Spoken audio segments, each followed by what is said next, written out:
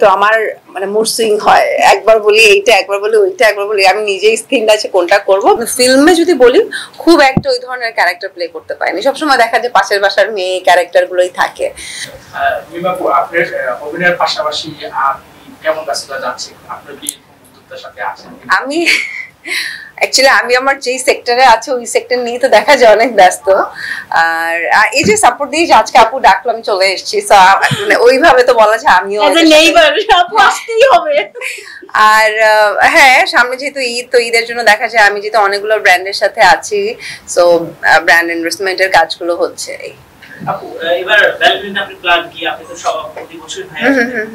হ্যাঁ, আমি মালদ্বীপ যাচ্ছি আমি আরো।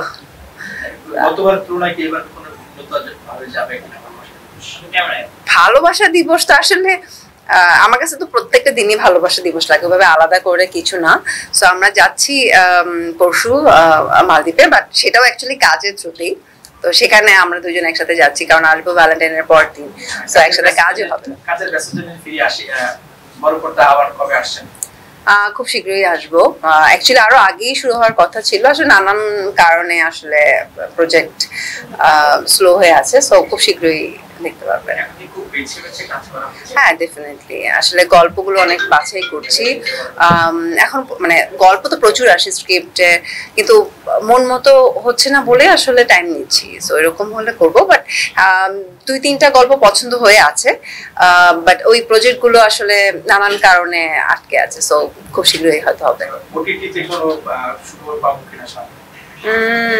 এখনো পর্যন্ত ফাইনাল না, বাট হলে তো জানবেন। আমি একটা কোশ্চেন করব, ক্যাফেরিও সম্পর্কে কিছু বলো সবাইকে।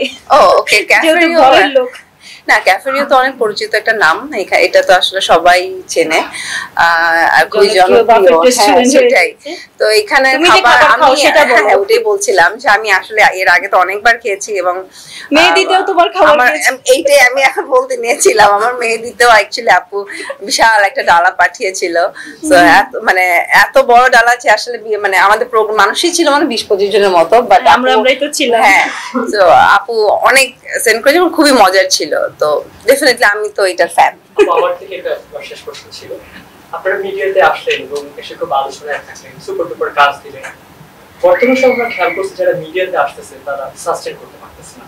আসলে এই ক্ষেত্রে কোন জায়গাটা একটু সমস্যা মনে হচ্ছে? আপনি তো অনেক পুরনো এবং আলোচনায় ছিলেন। অ্যাকচুয়ালি আমার কাছে ওটা তো আমি জানি না, বাট আমি আমার পয়েন্ট অফ ভিউ থেকে বলবো, আমি আসলে সবসময় আমার কাজকেই ফোকাস করে থাকতে চাই। কাজ ছাড়া আসলে আমি খুব একটা বেশি ক্যামেরার সামনে আসিও না, এবং আমি নর্মালি আপনারা ওইভাবে টক শোতেও আমাকে দেখতে পারবেন না, আমি খুব একটা যাই না। বাট হ্যাঁ, যদি কখনো মুভি প্রমোশনের প্ল্যান থাকে তো ডেফিনেটলি তখন হয়তো আপনাদের সাথে বারবার তখন দেখা হয়। এছাড়া আসলে আমি একটু চাই, আমি হয় না যে আমি সবসময় মানুষের সামনে যে কোনো সময় যে কোনো কাজের মাধ্যমেই চাই, কাজ ছাড়া অন্য কোনো বিষয় আপনার আমাকে ভাইরাল টপিকে দেখবেন এরকম আসলে কখনো হয় না। আপুর বাইট শেষ। সরাসরি জানতে চাইবো, দেখি যে চলচ্চিত্রের শিল্পীরা একটা সময় গিয়ে বিজনেসের নামটা জড়ায়, আসলে এরকম ইচ্ছা আছে? বিজনেসের ইচ্ছা তো আসলে অনেক আগে থেকেই আছে, কিন্তু বিজনেস করবেন টুডে আসলে ভেরি সুন দেখবেন আপু বিজনেস শুরু করে দিয়েছে। আমার অনেক আগে থেকে ইচ্ছা আছে, এটা আপুকে আমি অনেকবার শেয়ার করেছি, কিন্তু আসলে আমি বলি কিন্তু হয়ে ওঠে না। আর আমরা দুবাই ভেরি সুন শুরু করব। কি বিষয় নিয়ে আসলে কাজ করেন? এইটাই তো আমার মানে মুড সুইং হয়, একবার বলি এইটা, একবার বলি ওইটা, একবার বলি আমি নিজেই স্থির আছে কোনটা করব। বাট হ্যাঁ, যদি করি অবশ্যই ওটা ঠিকঠাক মতো করব, যেন টাইম দেওয়া যায়। তো ওইটা দিতে পারছি না বলেই আসলে আমি এখনো শুরু করছি না। আপু সর্বশেষ প্রশ্ন শেষ করতে হবে। 2007 সাল থেকে আপনার মিডিয়া যাত্রা শুরু, সেই লাখ চ্যানেল থেকে আমার আছে জল পড়ান মানুষ পর্যন্ত আসছেন, এখন কিন্তু মনের কোনো স্ক্রিপ্ট বা কোনো ক্যারেক্টার বাকি আছে যেটার জন্য মুখে আছে? হ্যাঁ, এরকম অনেক অনেক গল্প আছে ফিল্মে, বিশেষ করে অনেক গল্প, বাট এখনো মন মতো আসলে আমি যখন আমি নাটক করেছি তখন তো প্রচুর ক্যারেক্টার প্লে করতে পেরেছি, কিন্তু ফিল্মে যদি বলি খুব একটা ওই ধরনের ক্যারেক্টার প্লে করতে পারিনি, সবসময় দেখা যায় পাশের বাসার মেয়ে ক্যারেক্টার গুলোই থাকে। তো আমি চাই একটু আলাদা টাইপের কিছু ক্যারেক্টার। এটা ডিপেন্ড করে, আমি বলে এখন করতে পারবো না, গল্প এটা আসলে বুঝতে পারবো, যার কারণে এখন আমি নিচ্ছি। আমরা শেষ করে দিব। থ্যাংক ইউ সো মাচ সবাইকে। আমাদের রাস্তাটা একটু দিবেন।